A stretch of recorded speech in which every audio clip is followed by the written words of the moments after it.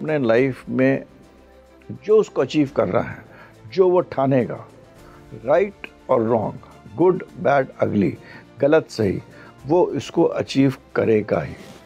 This is the most important thing in all 3 नक्षत्रास। राहु के तीनों में ये क्वालिटी तीनों में ये क्वालिटीज है। The basic nature of other nakshatra is कि मुझे आगे बढ़ना है, चाहे वो रिक्शा वाला हो, चाहे वो करोड़पति हो। किसी की भी एस्ट्रोलॉजिकल चार्ट है और अगर उसके 3 प्लैनेट्स या 3 प्लैनेट से ज़्यादा स्वाति नक्षत्र में है, वो आदमी लखपति करोड़पति जरूर बनेगा। आखिरी नक्षत्र राहु का Shatabhisha. They don't run after money, they run after कि भाई जो ठीक है, और जो ठीक है उसके पीछे भागेंगे।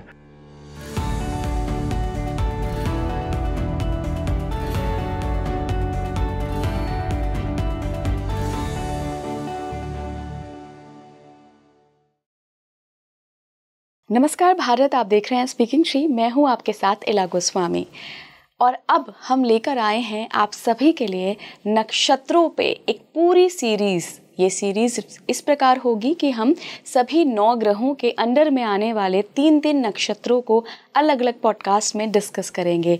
ये नक्षत्र आखिर इतने मायने क्यों रखते हैं, ये हमें क्या बता रहे होते हैं, और नक्षत्र का हमारे सोल के ब्लूप्रिंट यानी कि आपकी आत्मा क्या करने आई है, इसको अगर डिकोड करना है तो नक्षत्रों की क्या वैल्यू होती है, उनको डिकोड करना कितना ज़रूरी है। तो इस सीरीज़ में सबसे पहली बारी है राहु के 3 नक्षत्रों की, जो कि हैं आद्रा, स्वाति, शतभिषा। ये 3 नक्षत्र में अगर कोई पैदा हुआ है, अगर आप भी पैदा हुए हैं, तो आपकी सोल क्या मैनिफेस्ट करने आई है, क्या करने आई है यहाँ पर। और आप सिर्फ ये नहीं कि क्या करने आए हैं, क्या कुछ अचीव भी करेंगे, कहाँ तक पहुँचेंगे, ये भी आपका नक्षत्र और उसका लॉर्ड, उसके देवता, सबसे आप जान सकते हैं। तो इस सीरीज़ के साथ आप जुड़े रहिएगा, अपना प्यार देते रहिएगा। मैं बहुत बहुत स्वागत करना चाहती हूँ आज के मेरे मेहमान का, जिनके आपने 9 ग्रहों की सीरीज़ को बहुत पसंद किया। हमने बहुत डिटेल में बात की, तो अब नक्षत्रों की बारी है, उस पर भी हम डिटेल में बात करेंगे। रेनाउंड एस्ट्रोलॉजर मेरे साथ जुड़ रहे हैं, शंकर अडवाल सर। सर बहुत बहुत स्वागत है आपका स्पीकिंग ट्री पर। नमस्कार जी।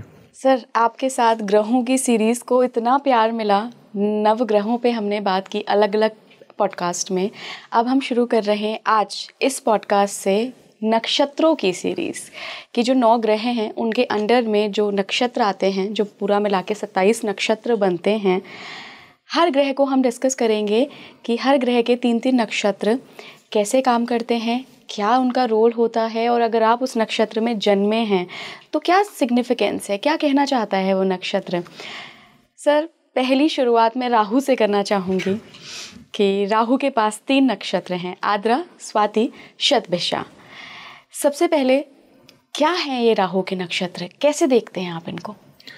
ये तीनों नक्षत्रों में एक चीज़ कॉमन है, जिस आदमी के ये नक्षत्र में जो भी पैदा हुआ है, ठीक है, एक चीज़ कॉमन है कि वो अपने लाइफ में जो उसको अचीव कर रहा है, जो वो ठानेगा, राइट और रॉन्ग, गुड बैड अगली, गलत सही, वो इसको अचीव करेगा ही।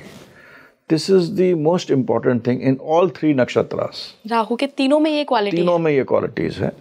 एंड इनका तीनों का अधिपति शिव होते हैं, और तीनों का जो सिंबल जो दिखाते हैं वो होता है बुच, कसाई। कसाई चाहे मेरे को काटना पड़े, मतलब and is important, mean is not important. किस तरह हम पहुँचे वो, मगर जो मैंने गोल है मेरा, वो मेरे को अचीव करना है, चाहे सही चाहे गलत। तीसरा, ऑल 3 नक्षत्र टेंड टुवर्ड्स मटेरियलिज्म, मटेरियल, भौतिकता, भौतिक, उसका ज़्यादा मतलब तत्व ज़्यादा है इनके अंदर। तो ये राहु का तो यही है कि I am the king and I wanted. और बहुतों को शायद ये नहीं पता होगा, राहु जो है उनकी जो मदर है और जो उनकी सिस्टर है वो पार्वती जी है। ये मैथोलॉजी पे this is what is Rahu. तो राहु को अंडर एस्टिमेट मत करिए। ओके तो सर राहु को ही आज समझेंगे, लेकिन राहु के नक्षत्रों के लेंस से समझेंगे। सबसे पहले मैं आद्रा नक्षत्र के बारे में जानना चाहती हूँ। आप सभी को अगर जानना हो तो आप किसी भी सॉफ्टवेयर में अपनी कुंडली में डिटेल्स में जाकर देख सकते हैं कि आप कौन से नक्षत्र में जन्मे हैं। हम उन्हीं नक्षत्रों की बात कर रहे हैं। तो आज हम आद्रा, स्वाति और शतभिषा पे आएंगे। आद्रा में जो लोग जन्मे हैं सर, वो कैसे होते हैं? आद्रा नक्षत्र जो होता है, इट्स अ नक्षत्र जिसका कि मेन अगर आप देखें, जैसे ऋषियों ने इनको देखा है, स्टार को इसे विजुलाइज करा, ये आँखों जैसा होता है, जैसे आँख हमारी होती है, इस तरह इसको विजुलाइज करते हैं in the whole system of things. ये नक्षत्र जो है, इट इज़, अगर आपको बहुत डिटेल में जाऊँगा, but to tell it, it's a नक्षत्र जो कि डिस्ट्रक्टिव नक्षत्र है। ये डिस्ट्रक्शन का कारक है। आद्रा जो है ये आदमी को विनाश का कारक है। मगर एक चीज़ है कि आप ये समझिए, विनाश, और इसको हम ट्रांसफॉर्मेशन भी बोलते हैं, चेंज, क्योंकि बिना कंस्ट्रक्शन, बिना डिस्ट्रक्शन के तो हो ही नहीं सकता है। जब एक चीज़ जाती है तो दूसरी चीज़ आती है। तो ये जो नक्षत्र है ये डिस्ट्रक्शन का बहुत बड़ा इसके अंदर रोल प्ले करता है। हालांकि इस नक्षत्र के जो लोग होते हैं बहुत ही अपने अंदर इमोशनल होते हैं, और इतने ज़्यादा इमोशनल होते हैं कि मतलब, बट अपनी जो अंदर की बात है वो बताते नहीं हैं। दे विल नेवर टेल कि अंदर में क्या है। और उनका इन नक्षत्र वालों के बाद इनकी जो बोला गया है, जो कहा गया है कि अगर ये जब अकेले में बैठ के अगर इनके आँखों में से आंसू निकल आता है, उसके बाद जो इनमें शक्ति आती है वो और भी शक्ति आ जाती है इनके अंदर। तो ये है आद्रा नक्षत्र की मतलब एक जो मूल जो है, तो मूल है चेंज, ट्रांसफॉर्मेशन है, बदलाव है, चेंज है, डिस्ट्रक्शन है, और वो भी डिस्ट्रक्शन इनका एग्रेसिव डिस्ट्रक्शन है। इनका जो तत्व जो होता है ये पानी होता है, और जो पानी जो होता है वो बहुत सौम्य भी होता है जब अच्छा होता है, और जब पानी इसको डिस्ट्रॉय करना चाहे तो डिस्ट्रॉय भी कर सकता है। तो मतलब ये ठहराव भी है और सुनामी भी है। और सुनामी भी, दोनों चीज़ है। जैसे कि आजकल हमारे गुरु हैं आद्र नक्षत्र में, उनका आजकल आद्र नक्षत्र में चल रहा है जुपिटर। तभी लोग पूरे इंटरनेशनली लोग कहते हैं कि आद्र नक्षत्र में तो ट्रांसफॉर्मेशन होगी, लड़ाइयाँ होंगी। शनि भी है, मंगल, बाकी प्लैनेट्स भी हैं, मगर गुरु बड़ा इंपॉर्टेंट है।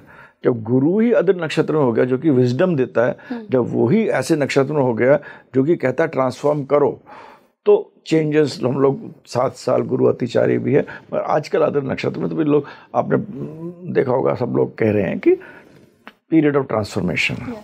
तो आद्र नक्षत्र चेंज का एक बहुत इंपॉर्टेंट नक्षत्र है।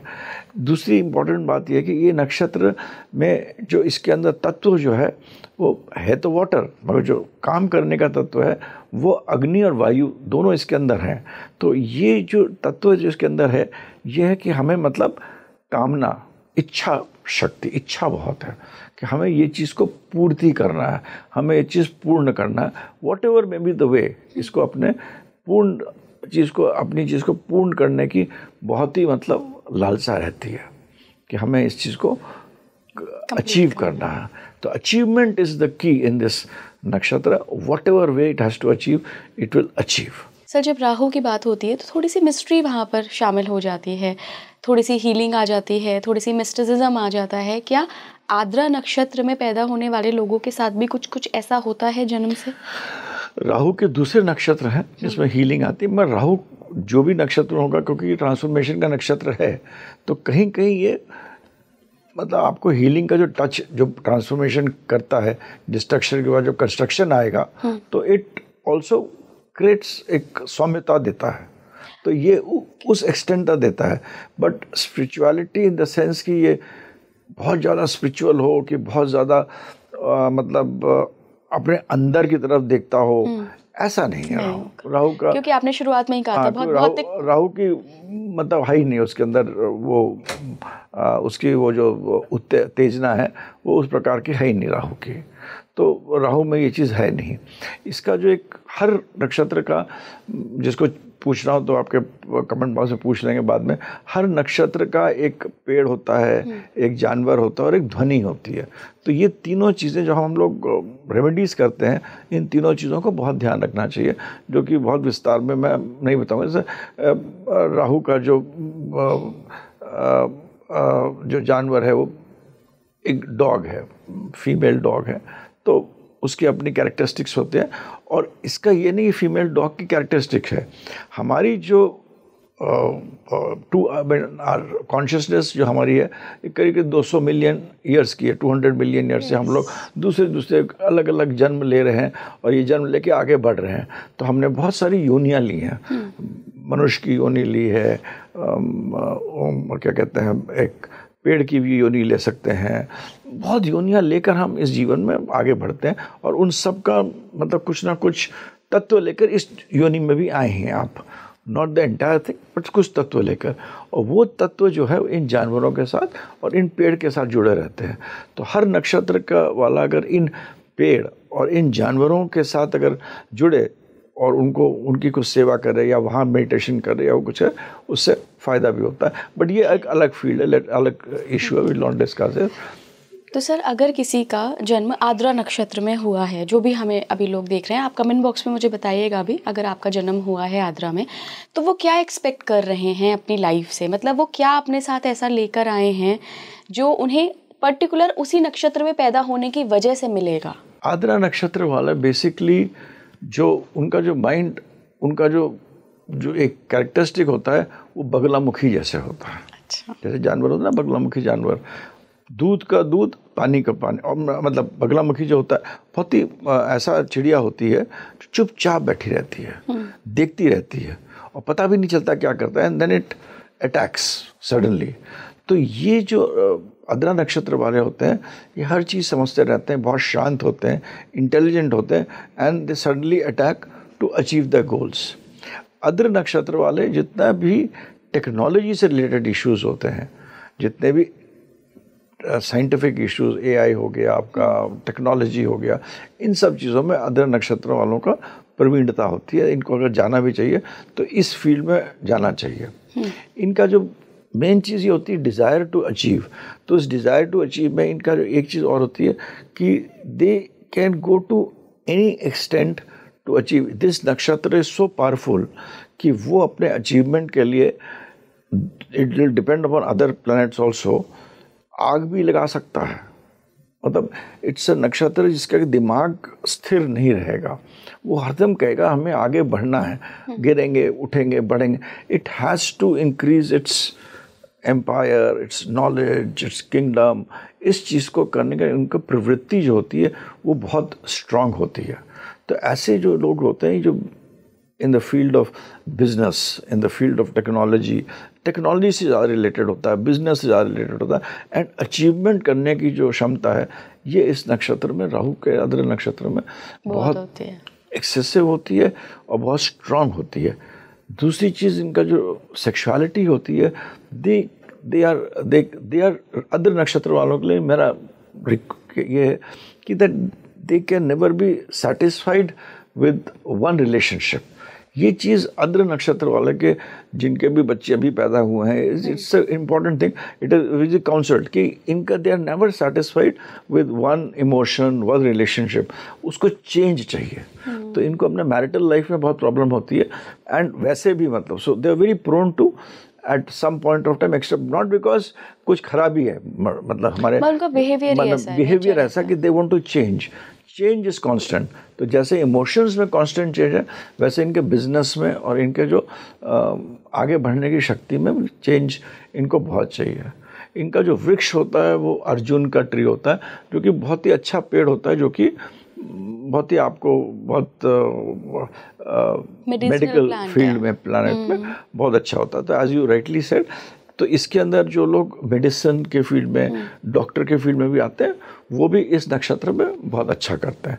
But only thing in this नक्षत्र इज कि they are very very, word पूछे, एम्बिशन, महत्वाकांक्षी, एम्बिशन, ईगो, आगे बढ़ने की शक्ति, पावर, मतलब वो सब करने की चीज़ें इस नक्षत्र में बहुत अधिक होती है। ओके सर, आपने शुरुआत में आद्रा के बारे में जब बात की थी तो एक बात कही थी कि ये लोग अगर रो दिए उसके बाद फिर इनका ट्रांसफॉर्मेशन देखने को मिलता है। मैंने कई सारे ऐसे लोग देखे हैं जो रो देते हैं, मन हल्का हो जाता है, लेकिन फिर वापस बैक ऑन ट्रैक आ जाते हैं, वापस पुरानी स्थिति में आ जाते हैं। लेकिन आद्रा में शायद ये खासियत है कि फिर वो बदल जाते हैं। आद्रा में बदल जाते हैं। आद्रा का हर चीज़ अंदर रखता है, अंदर रखता है। If they get a person जो कि इनको जब ये रियलाइज़ कर अपना भर जाता है ना आदमी, तो ये बोलते नहीं, they don't show the emotions, whether it be relationship, whether it be business. That is why they are good businessmen also. कि वो अपना अंदर का जो है ना वो जो इन्फ्योरिटी है या जो उसको दिखाते नहीं है। they are not like Mrigashira, Rohini, सब नक्षत्रों जैसे नहीं है। they are not soft नक्षत्र, it's a hard नक्षत्र। शिव जी का ये रुद्र रूप है और ये शिव जी की इसके पीछे जो कहानी है, अगर मैथोलॉजी कहानी भी आप करेंगे, ये शिव जी का जो भैरव रूप है उसको सिग्निफाई करता है और ये भैरव रूप को सिग्निफाई करता है। और इसके पीछे जो मैथोलॉजिकल स्टोरी है कि जब ब्रह्मा जी को सर काटना था, तो जब ब्रह्मा जी का सर काटना था उन्होंने भैरव जी की उत्पत्ति की थी और भैरव जी ने जाके ब्रह्मा जी का सर काटा था, क्योंकि उनको दुनिया का संचालन करना था तो अपनी ही बेटी के पीछे he wanted to have a relationship with his own daughter, उसको इंक्रीज करने के लिए अपना उनको ब्रह्मा थे, उनको इंक्रीज करना था, he had to increase the world, make the world. तो शिव जी ने भैरव जी की उत्पत्ति की थी कि जाओ उनका सर काट दो। पर ब्रह्मा जी भी ब्रह्मा थे, भगवान अपने आप में विष्णु जी के नाभि से पैदा हुए थे, तो उनको मारने के लिए भैरव जी ने had to take a lot of kind of तामसिक चीज़ों को उनको इस्तेमाल करना पड़ा था और वो सब लेकर उन्होंने ब्रह्मा जी का सर काटा था। तो जो लोग जाते हैं भैरव जी के ऊपर शराब चढ़ा देते हैं, ये चढ़ा देते हैं, वो ठीक है, वो एक है, बट डजंट मीन कि वो भैरव जी शराब पीते थे या वो उनको ब्रह्मा जी को का जो उनको जिस चीज़ के लिए उनको बोला गया था करने के लिए, उसको करने के लिए उनको वो सब चीज़ें करना पड़ी। He had to lose his senses कि ब्रह्मा जी के एक वो सर को काटने के लिए। तो उसके बाद उनको शिव जी ने वरदान भी दिया था, एक्सेट्रा एक्सेट्रा, कि ठीक भी हो गए थे। तो वो भैरव शक्ति हैं और अदृश्य नक्षत्र वाले भैरव की पूजा करेंगे, बहुत अच्छा रहता है। अगर उनको एम्बिशन में राइज करना है तो ये शिव के रुद्र रूप है और बहुत ही स्ट्रॉन्ग नक्षत्र है अमंगस्ट ऑल द नक्षत्र। इट्स अ वेरी स्ट्रॉन्ग नक्षत्र। क्या भैरवाष्टकम का पाठ कर सकते हैं आद्रा नक्षत्र वाले? भैरव का कोई मंत्र का पाठ नहीं करे, भैरव जो भी चीज़ बोली जाती है वो हरदम अच्छी होती है। जैसे कि सहस्र नाम है, विष्णु सहस्र नाम पढ़िए, बहुत अच्छा है, मगर विष्णु जी का कोई क्रीम श्रीम ह्रीम करके कोई मंत्र है उसको नहीं करना चाहिए। उसको वो मंत्र को सिद्ध होना चाहिए, मंत्र जब सिद्ध हो तभी बोलना चाहिए। मगर भैरव का अष्टक हो या भैरव की स्तुति हो करने में ये अदर नक्षत्र वालों को अच्छा करेगा in a very positive way, in a very positive way. But the basic nature of other nakshatra is कि मुझे आगे बढ़ना है, चाहे वो रिक्शा वाला हो चाहे वो करोड़पति हो, वो उसका हरदम ये रहेगा कि मेरे को आगे बढ़ना है, मेरे को दुनिया में मतलब अपना नाम कमाना है, पैसा कमाना है, जो भी चीज़ ने ठान ली उसको वो आगे बढ़ाएगा। बट उस ठानने में ये नहीं होगा, ही विल नॉट से कि मेरे को भगवान, मेरे को ये पता लगाना है, कॉन्शियसनेस के बारे में पता लगाना है, ये नहीं है उसका। It will be more towards materialism, it will be more towards materialism, understanding technology, ये आद्र नक्षत्र का मेन होता है। बिल्कुल बिल्कुल सर। कोई सावधानी रखनी चाहिए इनको कि ठीक है आप एक आद्रा नक्षत्र आपको मिल गया है, आपके पास एम्बिशन है, आपके पास ट्रांसफॉर्मेशन की वो पावर है, आप बहुत मटेरियलिस्टिक हैं जो कि अभी के दौर में लोगों को चाहिए, तो आप सब कुछ तो पा लेंगे अपने एम्बिशन की जो एक जज्बा है। बहुत कमी होते हैं आद्रा नक्षत्र जिनका पैसा ना हो, पैसा कमा लेते हैं, पैसा कमा लेते हैं। तो जहाँ तक कामना है, मतलब जो अपनी डिज़ायर्स है उनको अगर वो थोड़ा मेडिटेट करके उसको लिमिट करें, that is the only thing I would say for other नक्षत्र, कि अपने जो कामना है, क्योंकि इसका it's like fire, it's like what, मतलब आगे बहुत तेज एलिमेंट इसका ऐसा है कि वायु एलिमेंट है और and it has got an element of fire also in it. तो ये ऐसा नक्षत्र तीनों एलिमेंट्स के साथ है, ये mixture of 3 elements, so it's a very very powerful नक्षत्र। तो इसको एक तो डाइवर्ट ठीक जगह से रहे, अगर कोई बिजनेस कर रहा है वो कर रहा बहुत बढ़िया है, कोई गलत काम कर रहा तो उसमें भी राइज करेगा, that is one thing one should be careful of.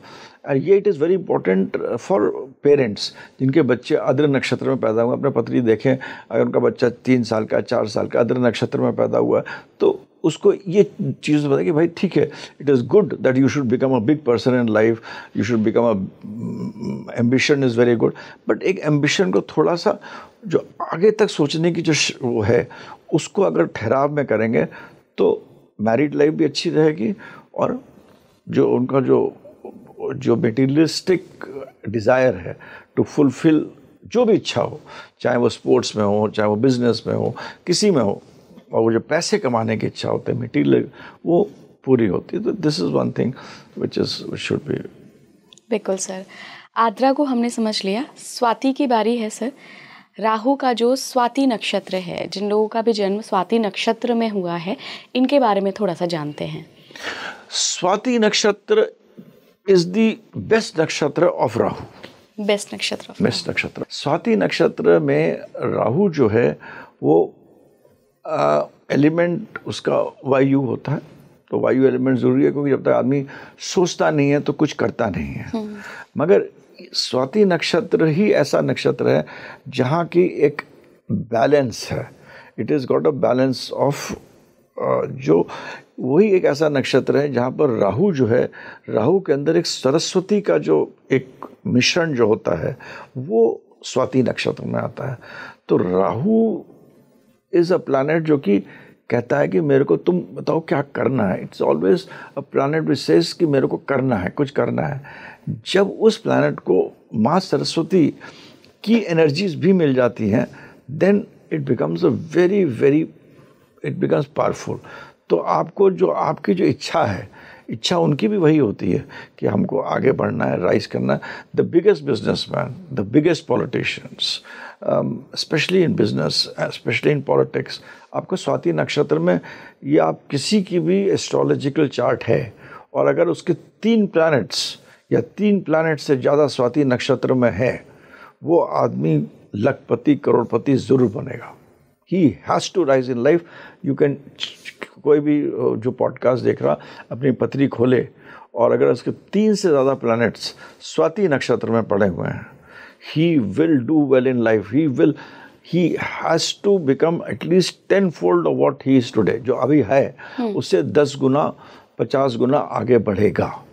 ये इस नक्षत्र की मतलब शक्ति है क्योंकि इसके अंदर राहु सरस्वती के साथ है। इसका जो मूल रूप जो है, इसके अंदर आप देखिएगा जो इसकी जो राशि का मालिक है शुक्र है। तो इसके अंदर शुक्र राहु दोनों की एनर्जीज आती हैं। तो जिनका शुक्र राहु साथ में होता है वो स्वाति नक्षत्र जैसे होते हैं। मगर लोग शुक्र राहु को गलत मायने में समझते हैं। It is not right. शुक्र राहु जो है वो एक it's a very good combination. It's a very good combination. और शुक्र Rahu may not be a good combination. None of the Rahu Nakshatra are good combination for relationships. क्योंकि रिलेशनशिप में हमें क्या चाहिए होता है? ठहराव। अगर आप ठहराव की बात करते हैं तो वो ना आद्रा में है ना स्वाति में है, क्योंकि दोनों के अंदर ठहराव नहीं। They want change. और जहाँ चेंज चाहिए तो वहाँ जो हम आज के संदर्भ में बात करते हैं, रिश्ते की बात करते हैं, तो मेन चीज़ हम लोग कहते हैं लॉयल्टी होना चाहिए। तो ये दोनों नक्षत्रों में ये चीज़ जो होती है ये राहु का प्रवृत्ति ही में नहीं है। तो accepting this part of it, जो स्वाति नक्षत्र जो है, शुक्र राहु जो है, वो आदमी को धन और आगे सोचने की शक्ति और ठीक से आगे सोचने की शक्ति प्लस बिजनेस करने की शक्ति शुक्र राहु देता है। सिमिलरली अगर हमने आद्रा की जब बात करी थी तो क्योंकि मैंने क्यों बोला था टेक्नोलॉजी उन सबसे, क्योंकि वहाँ मर्करी का इन्फ्लुएंस है और मर्करी राहु साथ में आते हैं। तो मर्करी इस कंप्यूटर हो गया, कॉन्टैक्ट्स हो गया, कम्युनिकेशन हो गया, उसका राहु जुड़ गया तो उसको बढ़ा देता है। इन 3 चीज़ों को ऑटोमेटिकली इट इंक्रीजेस। तो जो भी चीज़ इन चीज़ों से जुड़ी है उनको बढ़ा देता है। यहाँ पर शुक्र के साथ जुड़ जाता है तो शुक्र बेसिकली पार्टनरशिप के लिए है, फाइनेंस के लिए है, बिजनेस के लिए है, अच्छी चीज़ों के लिए है। किसी चीज़ को रिफ़ाइन करके सामने पेश करना। आजकल तो हर चीज़ को रिफ़ाइन करते हैं, चाहे हीरा हो, चाहे स्वरोस्की ग्लास हो, हर चीज़, एवरीथिंग इज शुक्र। तो शुक्र के साथ जब राहु आता है तब भी अच्छा बनता है। शुक्र बाय इटसेल्फ इज़ नॉट, कुछ नहीं करता है, शुक्र और जुपिटर दो ऐसे प्लैनेट है। शुक्र जो है is a planner, is a सोचने का काम करता है, वो काम। उसको जो तराशने वाली चीज़ है ना, वो है राहु। वाह। जो तराशती है उस चीज़ को अच्छा बनाती है और शुक्र को पेश करती है, वो राहु जिससे कि वो तो राहु है। तभी ये शुक्र राहु बहुत इंपॉर्टेंट है। तो महिला शुक्र राहु होगी वो देखने में ज़रूर अच्छी होगी, और नहीं भी अच्छी होगी तो उसके अंदर एक ऐसा आभा होगा कि मतलब जब आके बैठेगी तो it will, that presence will be felt of that lady और इवन अ मैन, जिसके इनके शुक्र राहु साथ में होते हैं। तो ये शुक्र जो होता है ये एक अदा देता है, वो सब अट्रैक्शन देता है, और राहु उसको बताता है कैसे यूज़ कर रहा है। You can have anything, but आपके पास कोई भी अप्लायंस पड़ा हुआ है, जब तक आप उसको बिजली करंट में लगाएंगे नहीं, उसके अंदर आप मान लीजिए टोस्टर भी डबल रोटी डालेंगे नहीं, निकालेंगे नहीं, तभी तो खाएंगे ना। तो वो पूरी प्रक्रिया राहु करता है। सर, आपके शुक्र राहु से मुझे कुंभ का एक बड़ा ही अच्छा लाइव एग्जाम्पल, जो अभी कुंभ गया ना महाकुंभ, वहाँ पे एक बंजारन लड़की थी, मुझे उसका नाम याद नहीं आ रहा है, वो ऐसे ही अपना कुछ बेच रही थी वहाँ पे, बिल्कुल सादे से कपड़ों में, बड़ी सुंदर सी थी, और अचानक से किसी सोशल मीडिया इन्फ्लुएंसर या कैमरे की, मैं कहूँगी कैमरा क्या है, राहु है कैमरा, बिल्कुल राहु, सोशल मीडिया क्या है, राहु है, और वो स्टार बन गई। अभी आप उसको देखिए और पहले देखिए, शुक्र था उसके पास, हाँ, लेकिन जैसे राहु आया उसको स्टार बना दिया। बिल्कुल। तो यही होता है। तो शुक्र राहु का ये इसमें आप अगर आप अमिताभ बच्चन जी की हॉरोस्कोप देखिए, उनके 4 से ज़्यादा प्लैनेट्स शतभिषा नक्षत्र में पड़े, स्वाति नक्षत्र में, जो आपने कहा बहुत अच्छा होता है। बहुत अच्छा, जैसे मेरे को याद आया ऐसे, it's a thumb rule. Sir, आपने स्वाति के बारे में जब बात की तो एक बात कही कि सबसे अच्छा राहु का नक्षत्र है, तो ये किस रूप में सबसे अच्छा है, क्या देता है जातक? इस रूप में, हाँ, इसके राइट, जैसे अदर नक्षत्र में था, it had a destructive tendency कि डिस्ट्रॉय करके मैं कंस्ट्रक्ट करूँगा। मेरा ये घर बना हुआ है, ये इला ने बनाया, तो इसको हटाओ, मैं अपना घर बनाऊंगा। जो ये नक्षत्र है ये कहेगा नहीं, हमको इसी चीज़ को ही हमें आगे बढ़ाना है, आगे करना है, इसी चीज़ को हमें करना है, क्रिएट करना है। You know, it has got अ, जैसे कहते हैं जैसे कि आगे किसी चीज़ को, स्थिति को ऊपर ले जाना, किसी चीज़ को बढ़ाना, वो करना। But that element of air is there, but the element of fire is not there. Okay. कि वो ये ध्वस्त करने की वो नहीं है। और इसके अंदर, इस नक्षत्र के अंदर ठहराव है कि वो देख कर काम करता है, आराम से काम करता है, सोच के काम करता है। तो best of the business people, best of the political people, even इस देश का सबसे जो अमीर आदमी है उसका भी, इट इज़ दिस नक्षत्र। राहु इज इन स्वाति नक्षत्र, लिब्रा में, अपने ही नक्षत्र में बैठे, अपने ही नक्षत्र में। फिर वो बहुत सारे प्लैनेट्स राहु को देख रहे हैं, तो जितने प्लैनेट्स राहु को देख रहे हैं, राहु अपना उसको अपना इन्फ्लुएंस देता है। मान लो 11वें घर के, तो इट इज़ इम्पॉर्टेंट। तो स्वाति नक्षत्र with Rahu makes a person a creator. तो वो सोचता है कि मैं क्या करूं। इट इज़ लाइक एक आदमी कि भाई ये तरंगे हैं, इनमें से स्पेक्ट्रम निकालते हैं, हम इनमें से धरती में से कुछ निकालते हैं, हम इस चीज़ को चेंज करते हैं, हम टेक्नोलॉजी को और आगे करते हैं। ये चीज़ करने में आपको स्वाति नक्षत्र का बहुत रोल मिलेगा। It's more of discovery, more of invention, more of enhancement. हाँ, अदर नक्षत्र में क्या होगा कि कहेगा इसको हटाओ, इस चीज़ को ख़त्म करो पहले, और फिर हम इस चीज़ को बढ़ाते हैं। बट उसको इन्वेंट करने के, खोज की जो शक्ति है वो स्वाति में, क्योंकि सरस्वती का आशीर्वाद मिला हुआ है, एक एनर्जी साथ में, एक एनर्जी मिल रही है। सर, ये लोग अपनी लाइफ में क्या एक्सपेक्ट करते हैं, कहाँ तक पहुँचते हैं, क्या कुछ करते हैं, कौन से फील्ड को एक्सप्लोर करते हैं? जो नक्षत्र स्वाति का नक्षत्र है, इट इज़ अ प्योर नक्षत्र of a person who is, एक बिजनेसमैन जो है उसका बेसिक क्या होता है कि एक पर्टिकुलर चीज़ को फैलाना, फैलाव। ये जो हमारी इंडस्ट्री जो है, फिल्म इंडस्ट्री हो गई या कैमरा की इंडस्ट्री हो गई, या जितना बिजनेस ट्रांजैक्शंस करना जो होता है, इंटरनेशनल डीलिंग्स करना जो होता है, ये सब चीज़ें इस नक्षत्र में, just keep on explaining it, other नक्षत्र विल कीप ऑन सेइंग कि हम इस चीज़ को ख़त्म करके हम नए तरीके से बनाता हूँ मैं इसको, एक चीज़ है ये ऐसी बनी हुई है, इसको मैं हटाकर मैं इसको, ये camera it looks like this, चलो हम इस कैमरा को थोड़ा अच्छा बनाते हैं या इसको छोटा बनाते हैं। जैसे पहले हमारे पास फ़ोन थे, बड़ा फ़ोन था, हमारा एक छोटा फ़ोन आया, some scientist would have done it, right, but उस कंप्यूटर भी कितने बड़े कंप्यूटर बड़े बड़े थे, किसी ने छोटा करा होगा। तो ये जो चीज़ करने वाली चीज़ है, ये अदर नक्षत्र वाले ज़्यादा करेंगे कि इसको हटाओ और कुछ ये बट उस चीज़ को पॉपुलर करने का, उसको फैलाने का, उसको इंक्रीज करने का, just for common man to understand, वो जो शक्ति होती है वो आपके स्वाति नक्षत्र में ज़्यादा होती है। तो अदर इज़ मोर अबाउट हर चीज़ को हटाओ और एक नई चीज़ बनाओ।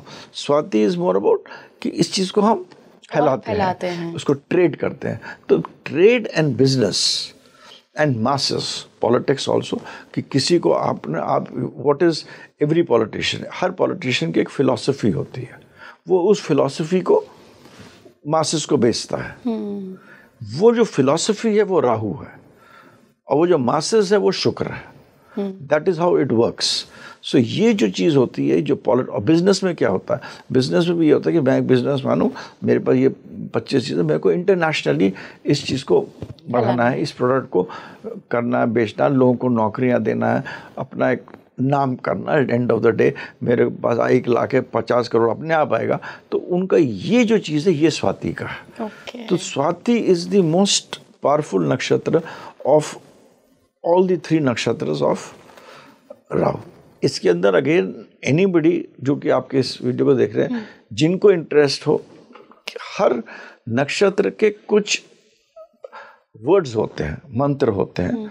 तो किसी को इंटरेस्ट हो लिख के बॉक्स में भेज दें, हम आपको कभी आंसर करके दे देंगे। बिकॉज उसके बारे में मैं बताऊंगा, ठीक से नहीं बताऊंगा, बट इफ समबडी आस्क्स, तो हर नक्षत्र के 4 पद होते हैं और हर 4 पद के पीछे एक एक वर्ड होता है। और वो वर्ड से अगर आप उसको मेडिटेट भी करेगा, I have seen it has a lot of impact on positive aspects of उस पर्टिकुलर नक्षत्र को क्रिएट करने के लिए बहुत पॉजिटिव एस्पेक्ट्स के क्रिएट हो जाते हैं। तो वो जिसको भी इंटरेस्ट हो लिखे कमेंट बॉक्स में, उसको हम लोग। अच्छा सर, ये बात मुझे ना शुरुआत में ही पूछनी चाहिए थी, लेकिन मैं तब मेरे दिमाग में नहीं आई, तो मैं अभी पूछ लेती हूँ, क्योंकि हमने स्वाति लगभग पूरा कर लिया है। कि जैसे हम जब राशि देखते हैं चंद्र राशि, तो वो बताता है कि हमारा बिहेवियर कैसा होगा, हमारा नेचर कैसा होगा, हमारा कैरेक्टर कैसा होगा। जब हम लग्न देखते हैं तो वो बताता है हम इटसेल्फ हम कैसे होंगे, शरीर कैसा होगा, दिखेंगे कैसे, बॉडी कैसी होगी, हेल्थ कैसी होगी। नक्षत्र जो जन्म का होता है, जब हम वो देखते हैं तो नक्षत्र क्या बताता है हमारे बारे में, कि हम क्या अचीव करेंगे, लाइफ कैसी जिएंगे, ये सब। This is a very good question and this is what is important.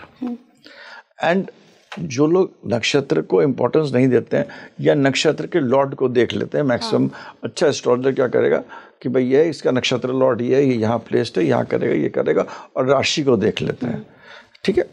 But नक्षत्र is important from that aspect कि आपके लाइफ में कोई इवेंट मैनिफेस्ट कैसे होगा, manifestation, and that is this is where the whole astrology के जो मिस करते हैं। And it's a very good question. जो लोग नक्षत्र नहीं जानते हैं या नक्षत्र के बारे में हम और आप बात करें, घंटों में बात कर सकते हैं, क्योंकि इसमें बहुत चीज़ होती है। तो नक्षत्र इज बेसिकली जो हम लोग बार बार कहते हैं कि सोल क्या करने आया है, सोल एक चीज कुछ करने आया है, वो चीज नक्षत्र है।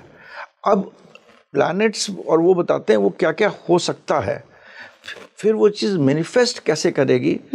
वो जो मैनिफेस्टेशन का जो पॉइंट होता है कि वो आपके जिंदगी में कैसे आएगी, वो चीज किस तरह होगी, जैसे कि आपको लोगों के रिलेशनशिप्स होते हैं, लोगों के धन मिलता है, किसी को गड़ा मिल, तो किस तरह क्या एक्टिविटी आपके लाइफ में मैनिफेस्ट करेगी, वो जो है वो नक्षत्र है।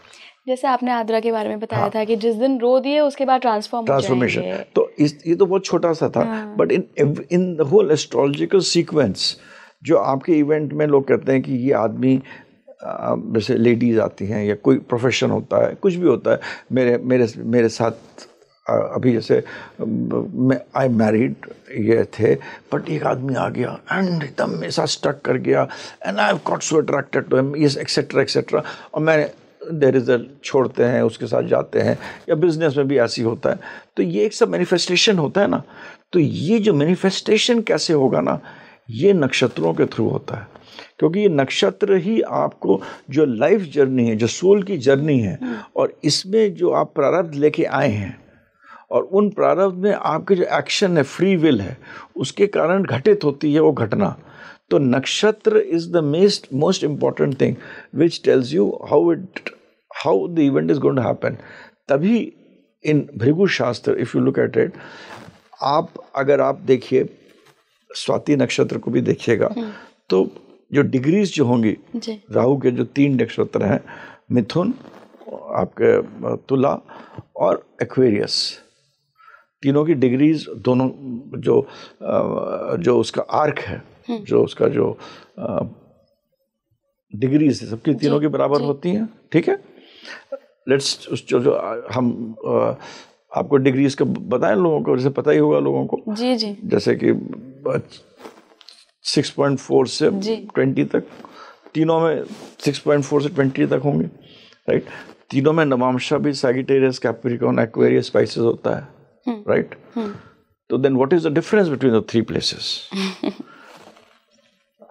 एक मकरी में है, एक लिब्रा में है और एक एक्वेरियस में है। तीनों का सेम मतलब वो है, everything is same. What is the difference? The difference is the nakshatra, the difference is the pad, and इन तीनों planets में, this is the predictive astrology है, 3, 7 और 11 में अगर आपके डिग्री सेम है तो दे आर, उनको आप जब एस्ट्रोलॉजी करिए प्रिडिक्टिव, मैं करता हूँ, तो you take them as conjunct. तभी आप देखिए अश्विनी, आप जब हम लोग केतु डिस्कस करेंगे तो very easy to understand is 0 to 13.2 degrees Ashwini हो गया, फिर माघ हो गया 0 to 13.20, फिर आपका सैजिटेरियस हो गया 0 to 13.20, 1, 5, 9, 1, 5 और 9, ये तीनों में आपका सेम है। अगर सूर्य अगर एक्सॉल्टेड एरीज में होता है तो why it is not exalted in Leo? Why is it not exalted in Sagittarius? क्यों? What is the logic? हम सूर्य को exalted खाली एरीज में क्यों मानते हैं? Similarly, debilitation. अगर कोई planet debilitated है तो वो उन्हीं 4 आर्क में debilitated हो गया ना, उसी डिग्रीज में debilitated हो गया, वही। So that is very important, which an astrologer, ये मेरी नहीं है, मैंने अप्लाई करी है, एक एस्ट्रोलॉजर थे S.K. मेहता करके। अच्छा। उनकी बहुत सारी किताबें थी, बहुत थोड़े दिन रहे थे, BHL में थे, किताबें लिखी उन्होंने। He died early and he has done a lot of work on that, and I had a lot of discussions with, and this is how nakshatra play a very important role, and that is why in Shastra also, Bhrigu Shastra 159 को वो conjunct मानते हैं। और हमें भी जो planet अगर 1, 5, 9 में अगर डिग्रीज वाइज सेम है तो उनको आप कंजंक्ट मानिए, और उनमें राहु का जो, जैसे राहु काम कर रहा है तो उसमें राहु की एनर्जी जरूर होगी। अगर आपका कोई प्लैनेट आद्र में है तो उसके अंदर जो शती दिशा में भी कोई प्लैनेट है, और मान लीजिए आपके स्वाति में भी कोई प्लैनेट है, या तीनों में से 2 में है, तो राहु की एनर्जी उस प्लैनेट की 100% होगी। ओके, क्योंकि उनके नक्षत्र में बैठे हैं। नक्षत्र में बैठे हैं। हम नहीं कंसिडर, हम कहते हैं नहीं, इट इज इन एक्वेरियस। तभी सर हम कई लोगों को देखते हैं कि बृहस्पति बहुत अच्छा है, सब कुछ बढ़िया है, वेल प्लेस्ड है, लेकिन राहु के नक्षत्र में बैठा है तो एनर्जी कहीं ना कहीं वो राहु वाली दिखती है। एब्सोल्युटली।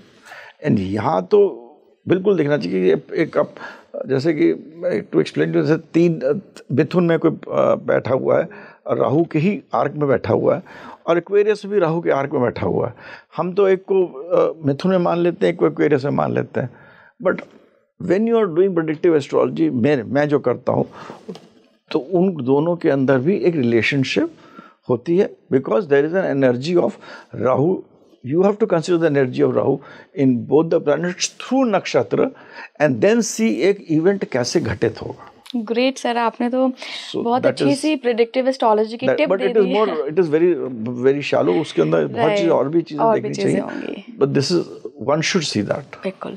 शतभिषा पे चलते हैं सर। आखिरी नक्षत्र राहु का शतभिषा, और बड़ा ही मिस्टीरियस सा नक्षत्र माना जाता है। अगर हम इसका वो भी देखें तो 100 तारे हैं। 100 तारे, बिल्कुल। दूर से जब देखे जाता है तो हमारे ऋषि मुनि को 100 स्टार्स देखे। In fact Swati is like 3 stars. Satyavishra is 100 stars together. So Satyavishra nakshatra is of Rahu, and again इसके अंदर elements of Rahu again is there. मगर Satyavishra is the only नक्षत्र जिसके अंदर जो एक power to heal, राहु की जो शक्ति है हीलिंग की, और सतभिषा का नक्षत्र का जो वो जो होता है सिंबल होता है, it is like a circle, it is always shown a circle. Shatabhisha nakshatra is the only nakshatra of Rahu which is towards healing, which is towards spirituality.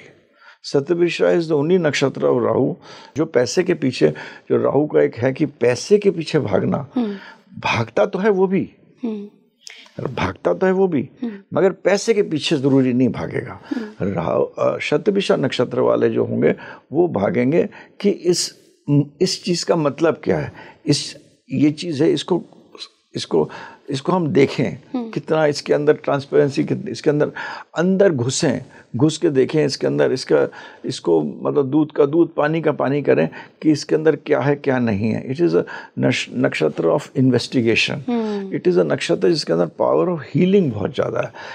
जितने भी डॉक्टर्स होंगे, आयुर्वेद के लोग होंगे, या इवन जिनका सतभिषा बहुत स्ट्रांग होता है, वो अगर आपको काउंसल करेंगे, छू भी लेंगे, अगर बहुत स्ट्रांग है छू भी लेंगे, उससे भी हीलिंग होती है।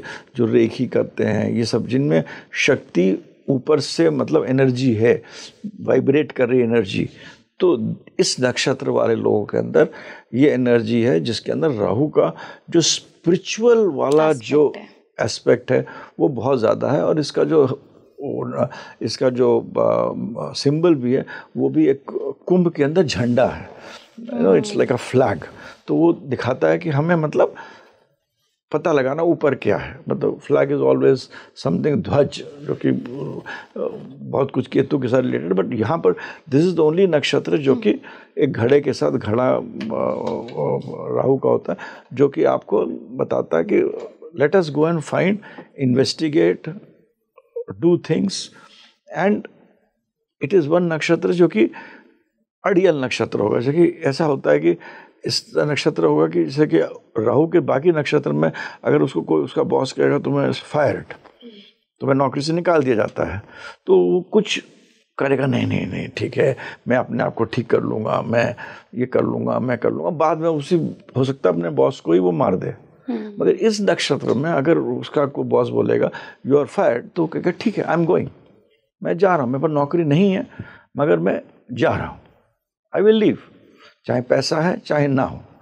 और यही एक ऐसा नक्षत्र होता है जिसके अंदर जिसकी माँ जो होती है, देवी जो होती है, निवृत्ति देवी होती है, और जिनको इनके बारे में बताओ धूमावती देवी के बारे में लोग, तो धूमावती देवी की जो शक्ति है वो सतभिषा नक्षत्र में है।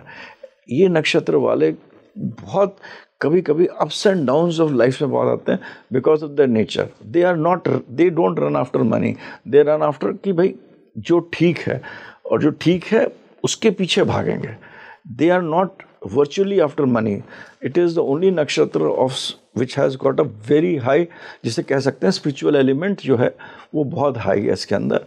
पैसा का जो एक लालसा है वो नहीं है, मगर जो राहु की जो अड़ियलपन है कि जो हम आई केयर अ डैम, और ऐसे नक्षत्र वालों में, सतभिषा नक्षत्र वालों ज़रूरी नहीं कि पैसा है। सतभिषा नक्षत्र के वालों को बहुत लोग, मैंने बहुत पत्री देखी है जिनके पास पैसा नहीं है मगर अपना गरूर है, एक नॉलेज है, एक साइंस की नॉलेज है, कुछ एक चीज़ में स्पेशलाइजेशन है उनके।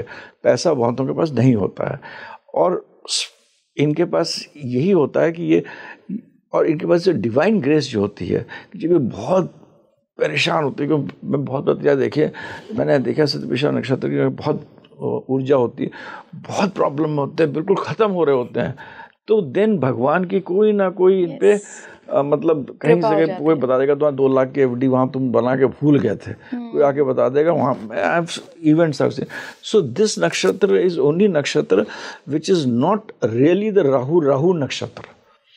ये नक्षत्र करोड़पति अरबपति नहीं बनाएगा। ये नक्षत्र is all about healing, spirituality, not in the sense कि आप भगवान ढूंढ रहे हैं, मगर आपको किसी चीज़ को ठीक करना है, किसी चीज़ को अच्छा करना है, किसी के लिए भला करना है, अच्छाई करना है, उन सब चीज़ों का है। मगर एक जो अड़ियलपन जो होता है राहु का, कि आई केयर अ डैम, वो इस नक्षत्र में in the real form, in the right form है।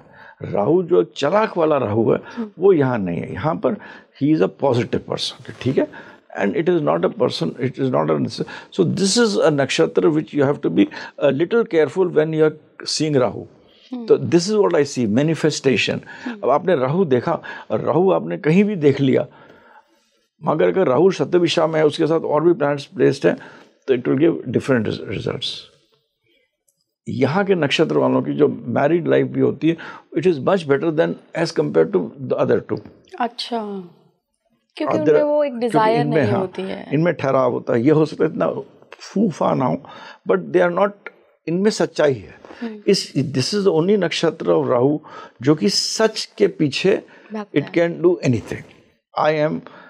I believe in truth. So this is a nakshatra which is the last nakshatra of Rahu, but it is a nakshatra of Rahu जो कि कहता है कि मैं इस प्रकार से अपने आप को मैनिफेस्ट करूँगा। राइट, तो इनकी सोल लेके तो आई है राहु की एनर्जी, बट लेकिन इन अ डिफरेंट फॉर्म। तभी एक्वेरियस में तभी लोग कहते हैं एनर्जी इन एक्वेरियस जुपिटर की भी होती है और राहु की भी होती है।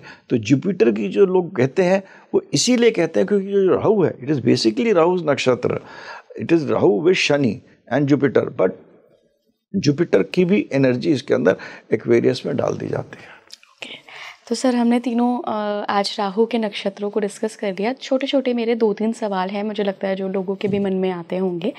एक तो जब वो अभी अपना चेक करेंगे कि वो उनका चंद्रमा किस नक्षत्र में है, उसी से चेक करते हैं, या वो अपनी बर्थ डिटेल्स में भी चेक कर सकते हैं, वहाँ बता देते हैं। वहाँ पे सर चरण लिखे होते हैं कि कोई फर्स्ट चरण में है, कोई सेकंड में है। चरणों का मतलब क्या होता है? हर नक्षत्र हम लोगों का पूरा जो 30 डिग्री का होता है उसको डिवाइडेड होता है, तो 13.20 डिग्री का एक आर्क होता है। जैसे मैंने आपको समझाया, जैसे हमारा शुरू होता है एरीज से, अश्विनी से, तो 13.20 डिग्री का एक आर्क हमने बनाया। उस arc again is divided into 3.20 degree each. तो ये हमारा जो पहला जो चरण, हर में 4 चरण होते हैं, उसी को, उसमें इट इज सब डिवाइडेड इनटू हमारे राशियों में, एरीज, टॉरस, जेमिनी, कैंसर। जैसे राहु के जो 4 नक्षत्र होंगे ये धनु, मकर, कुंभ, मीन में ज़्यादातर होंगे, ज़्यादातर नहीं, तीनों में धनु, मकर, कुंभ।